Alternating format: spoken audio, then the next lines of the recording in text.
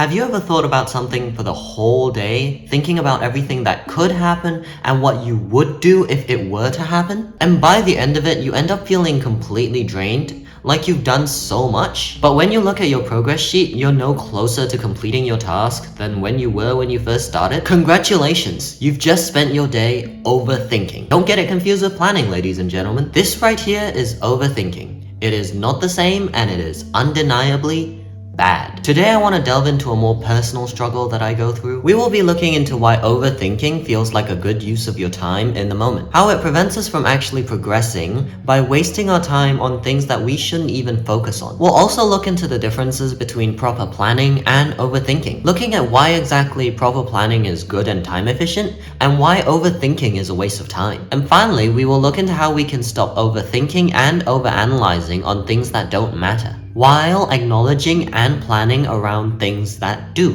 But real quick, my name is Win, and I'm a guy who only recently figured out what he wanted to do in life. But I was lucky to have a mom who supported me every step of the way. And I know not everyone has that. That's why this channel exists, to share and grow with you guys using the things that worked for me. Now that we're done with the introductions, let's move on to the main show, shall we? There are a couple reasons why overthinking can make us feel like it's a good use of our time. It feels safer than action. We as humans have a natural fear of the unknown. That's the whole appeal of horror and thriller movies. The consequence of this fear is that it makes us choose the safer path, sometimes despite knowing that the choice is objectively worse. Overthinking often comes from this fear of the unknown that we have, that uncomfortable feeling we get when we don't know what's ahead. And putting in the effort is difficult at times, as we don't know if we'll get our return of investment. But because we still need a way to feel productive, overthinking suddenly feels like a good option. It becomes very easy to fall for, as you can fool yourself into thinking that you're being proactive while you're not actually doing anything. Another reason is that it gives us a way to feel like we're in control of our insecurities, that we're able to control the things beyond our own control. The way overthinking does this is by making us go through all the possible problems and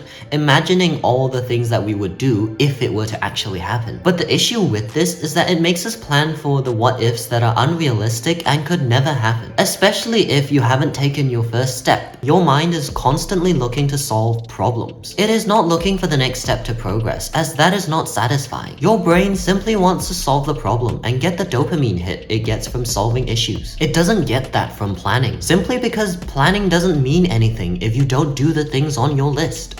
So why exactly is overthinking bad? It is bad because instead of spending your time experimenting to see what exactly works, you end up stuck in a loop, constantly thinking about the what ifs. What if I don't wake up in time? What if I mess up a line? What if I don't remember the question? You end up repeatedly questioning yourself over and over, wasting hours and hours of your time that could have been used to dig up useful information. That information could have answered your question in literal seconds if you had it. On top of that, it makes you lose your once-in-a-lifetime opportunities. Sometimes things just happen to line up, and you get lucky. If you are constantly overthinking, you would be passing over these opportunities for a perfect moment that could never happen. To make things worse, overthinking often feeds itself. The more you overthink, the more that uncomfortable fear starts to eat into you, causing you to sink even deeper into overthinking and making it harder to even start at all. We often confuse overthinking with planning, but overthinking is not planning. They are two completely separate and opposite things that cannot be compared. So, what's the difference? Planning has very clear goals to guide you to your next step, and every step has a very clear action that needs to be done. Overthinking is the exact opposite of this, as it goes into the nitty-gritty of the little details and muddles your next step. Planning gives you a very clear roadmap of what you need to do next on a step-by-step basis. You can argue that overthinking does this as well, but when you really think about it, how many hours of overthinking can you actually remember? How much of it is concrete, actionable information that you can use to get yourself closer to the next goal? Whenever you're planning, you usually have a little idea or a list on the things you need to do, so that whenever you forget, you can check it and get back on track. So what are the ways we can stop ourselves from overthinking? One way is to set yourself a time to think and plan. And during this time, make sure you have a piece of paper or Google Docs ready